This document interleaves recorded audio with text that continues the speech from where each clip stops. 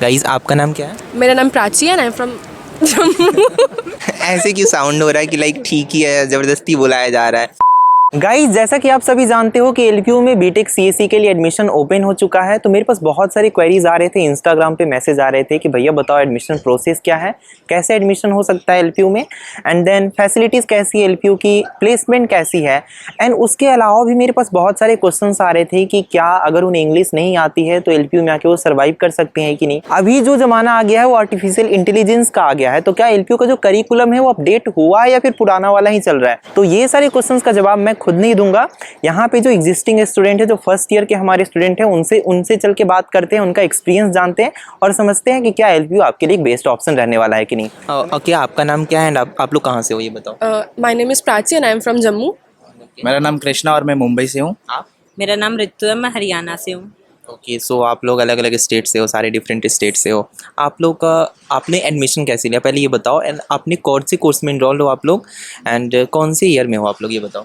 I am from BTech CSC and मैंने एलपीयूनेस से लिया थी admission and I am in first year. First year, yes. मैं JEE के थ्रू आया हूँ और मेरा 98% है JEE में, ओके और मैं भी बीटेक CSE में हूँ। मैं एलपीयू नेस्ट के थ्रू आई हूँ और मैं भी बीटेक सीएससी। सो आप दोनों एलपी नेस्ट के थ्रू लिए थे एंड ये आप जेई मेंस के थ्रू लिए थे। जेई मेंस में आपका 98 percentile which is a good percentile, फिर आपने एलपीयू को चूज़ किया, क्यों? एलपीयू अच्छी यूनिवर्सिटी है या फिर क्या, क्यों, रीज़न बताओ। मुझे actually second year third year NIT triple IITs मिल रहे थे, तो उसको देख के मैंने लवली प्रोफेशनल यूनिवर्सिटी को चूज़ किया कि यहाँ के प्लेसमेंट्स वगैरह एज़ कम्पेयर टू NIT के second year third year, triple IIT के second year third year as compare to LPU के ज़्यादा अच्छे हैं, तो उस वजह से मैं यहाँ पर। मतलब आप NITs जो भी लो लेवल NITs है उससे ज़्यादा अच्छा रैंक कर रहे हो एलपीयू की। Okay good. एंड आपका एक्सपीरियंस बताओ, आपका एक्सपीरियंस कैसा है? आप माइक ले लो एंड आपका जो एक्सपीरियंस जो भी रहा हो एक साल को वो बता सकते हो। मेरा एक्सपीरियंस अभी तक तो अच्छा ही रहा है एलपीयू में, मतलब ठीक ही है। ठीक है। ऐसे क्यों साउंड हो रहा है कि लाइक ठीक ही है, ज़बरदस्ती बुलाया जा रहा है, मतलब क्या कुछ खराब लगा हो तो भी बता सकते हो। थोड़ी ऐसी ही है। ओके, आप अपना एक्सपीरियंस बताओ। My experience was pretty good, मतलब ठीक ही रहा है अभी तक जितना भी रहा है एक्सपीरियंस, बट आई गेस अभी आगे वाले ये ज़्यादा पता चलेगा बिकॉज अभी तो न्यू आए थे तो उतना ज़्यादा होने में न्यू फ्रेंड्स बने हैं एंड आगे देखते हैं अब कौन रहता है कौन नहीं रहता है ना। अब आगे स्टडीज़ भी थोड़ी मुश्किल होंगी एंड ऑल्सो प्लेसमेंट्स वगैरह का भी थोड़ा वो हो जाता है ना कि आपको आगे हो जाता है तो आपको करना पड़ता है, बट अभी तक तो इट वॉज नाइस एंड या।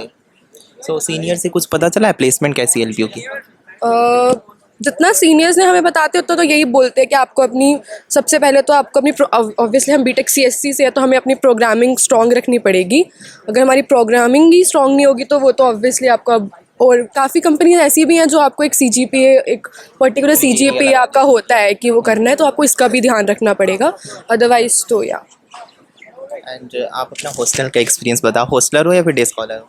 हॉस्टलर हूँ। हॉस्टल का एक्सपीरियंस काफ़ी अच्छा है, ये वार्डन वगैरह बहुत कोऑपरेटिव है बात करने में, बाकी कुछ भी एक्शंस वगैरह लेने में, अगर कुछ भी होता है तो इमिडिएटली एक्शंस लिया जाता है। बाकी हॉस्टल अच्छा है as compare to PGs, hostel best है यहाँ का। फैकल्टीज़ भी अच्छे ही है काफ़ी, मतलब उनका पढ़ाने का तरीका वगैरह बहुत अच्छा ही है। बहुत सारे फैकल्टीज़ ऐसे भी है जो IIT NIT से है, IITN से है, तो उनका नॉलेज हाँ सब बहुत सपोर्टिव है, कम्युनिकेशन वाइज है एकदम प्रॉपर है मतलब। मेरी कमेंट्स में कुछ क्वेश्चंस आ रहे थे कि एलपीयू का जो एग्ज़ाम्स होता है वो क्या लो लेवल एग्ज़ाम्स मतलब कैसा होता है, ज़्यादा डिफ़िकल्ट होता है टू पास और इजी होता है, तो आप क्या बोलोगे? LPU के जो एग्ज़ाम्स होते हैं वो मॉडरेट होते हैं, हार्ड भी नहीं बोलूँगा और इजी भी नहीं बोलूँगा, मॉडरेट होता है, एवरेज होता है। मतलब अगर जो टीचर अगर जो क्लास में पढ़ा रहा है अगर उस पर बच्चा फोकस करे तो एग्ज़ाम्स क्लियर कर सकता है या फिर खुद से पढ़ना भी पड़ेगा उसको? खुद से तो पढ़ना ही पड़ता है, सेल्फ स्टडीज तो चाहिए ही, बाकी अगर क्लास में फुल फोकस्ड है तो एग्ज़ाम्स तो क्लियर हो जाएंगे। ओके, वन लास्ट क्वेश्चन, अगर कोई बच्चा एडमिशन लेना चाहता है एलपीयू से बीटेक सीएससी करना चाहता है तो आप उसे रिकमेंड करोगे या फिर उनके पास कोई बेटर ऑप्शन है? मैं रिकमेंड तो करूँगी ऑब्वियसली, बिकॉज मैं जब पर्सनली आई थी मैंने काफ़ी डिस्कशन करी थी काफ़ी सीनियर से जो पढ़े हैं इस कॉलेज से, तो मुझे तो पॉजिटिव फीडबैक की जहाँ तक मिला था, तो मैं भी मैं खुद बोलूँगी मैं भी फीडबैक से एंड पूछ के ही आई हूँ, तो मुझे जहाँ तक मिला था वो तो पॉजिटिव फीडबैक ही मिला था, अदरवाइज़ मैं भी रिकमेंड करूँगा सारे स्टूडेंट्स को। इनफैक्ट मेरे जूनियर्स अगले साल आने वाले, इस साल आने वाले यहाँ पर लवली प्रोफेशनल यूनिवर्सिटी में, मैं तो रिकमेंड करूँगा। एंड एक और क्वेश्चंस जो मुझसे मेरी ऑडियंस पूछ रही थी कि अगर उन्हें इंग्लिश नहीं आता है, जो बहुत सारे ऐसे लोग होते हैं जो स्टेट बोर्ड से पढ़े रहते हैं जिनका मीडियम जो हिंदी होता है, तो क्या उनके लिए डिफ़िकल्टीज़ फेस करनी होगी यहाँ पे, या फिर आसानली स्मूथली सब कुछ निकल जाएगा? क्योंकि यहाँ पे जो टीचिंग होती है इंग्लिश में होती है, तो क्या एक इशू है या फिर हो जाता है? इशू तो नहीं बोलूँगा, अगर किसी को हिंदी आता है तो टीचर्स कोऑपरेट कर लेते हैं। बाकी यहाँ पर सब्जेक्ट्स भी है, जैसे पेस हो गया, पेल हो गया, ये सारे सब्जेक्ट्स हैं जिसमें हमको इंग्लिश सिखाया जाता है। बाकी यहाँ सॉफ्ट स्किल के कोर्सेज इंग्लिश सिखाया जाता है। बाकी यहाँ पर अलग से कोर्सेज भी होते हैं अगर हमको कोई लैंग्वेज सीखनी है, तो डिफ़िकल्टीज तो नहीं आएगी। बाकी टीचर्स के साथ भी कोऑपरेट हो जाता है। पहले जो थे एआई पहले नहीं हुआ करते थे, ठीक है, अब तो एआई का ज़माना आ गया है, तो क्या एलपीयू का जो करिकुलम है अपडेट्स हो रहा है, मतलब उसमें आर्टिफिशियल इंटेलिजेंस पढ़ा रहे हैं या फिर पुराना वाला ही करिकुलम चल रहा है? आप तो फर्स्ट ईयर में, बाय द वे मेरे टाइम पे तो पढ़ाया गया था सेकंड ईयर में, बस मैं आपसे पूछ रहा हूँ अगर आपको पता होगा तो। जैसा अभी का और चल रहा है, एआई चल रहा है, तो एलपी उस हिसाब से ही चल रहा है। हमें भी मतलब जो मार्केट में ट्रेंड चल रहे हैं एआई वगैरह, चैट जीपीटी, डीपसीक, उस हिसाब से हमारे मतलब स्टडीज़ चल रही है, उस पर ज़्यादा फोकस्ड है अपडेटेड करिकुलम से। एक चीज़ और हमें सुनने में आया था, जो एडू रेवोल्यूशन एलपीयू लॉन्च किया है, नया एजुकेशन रेवोल्यूशन, उसके बारे में आप लोग को पता है? उसके बारे में अगर कुछ बताना चाहो हमारे ऑडियंस को तो।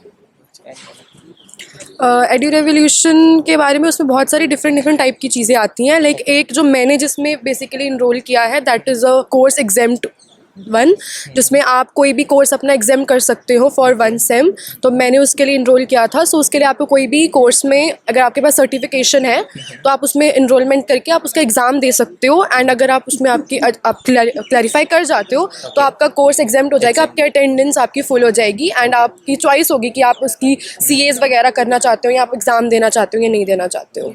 अब तो काफ़ी अच्छा हो गया, मतलब अगर आप कुछ एक्स्ट्रा करिकुलर एक्टिविटीज़ भी कर रहे हो, लाइक सोशल मीडिया पे वीडियोस बना रहे हो या फिर अर्निंग कर रहे हो, फ्रीलांसिंग कर रहे हो, तो उसके बेसिस पे आप अटेंडेंस रिलैक्सेशन भी ले सकते हो। इसके बारे में आप लोगों को पता है? कितना अटेंडेंस में भी, कितना परसेंट अटेंडेंस कम हो जाता है? 10% अटेंडेंस का छूट दिया रहता है, स्पेशली तो थर्ड ईयर स्टूडेंट्स को जो गेट्स वगैरह की तैयारी करते हैं फॉर हायर एजुकेशन के लिए, तो उनके लिए 10% अटेंडेंस का दिया रहता है। पर उसकी भी क्राइटेरिया होती है, हमारी CGPA 7.5 कैप होना चाहिए, तब जाके वो एडू रेवोल्यूशन का बेनिफिट मिलता है हमें। मतलब ओवरऑल जो CGPA 8 के एबव रखना अच्छा है, मतलब प्लेसमेंट के भी पॉइंट ऑफ व्यू से और एडू रेवोल्यूशन के पॉइंट ऑफ व्यू से। Okay guys, thank you so much. So guys, ये था फुल वीडियो। मैंने फ्रेशर से बात करी, मतलब फ्रेशर्स मतलब जो फर्स्ट ईयर के स्टूडेंट है, और उनका एक्सपीरियंस जाना एंड आपको एडमिशन प्रोसेस के बारे में बताया। अगर आपको भी एडमिशन लेना है तो मैंने फॉर्म का लिंक डिस्क्रिप्शन में दे दिया है, उसको जाकर के आप फिल आउट कर सकते हो। बाकी अभी देखो मैं कैंपस घूम रहा था, मेरा आज एग्ज़ाम था, मिड टर्म एग्ज़ाम, वो दे करके आया हूँ।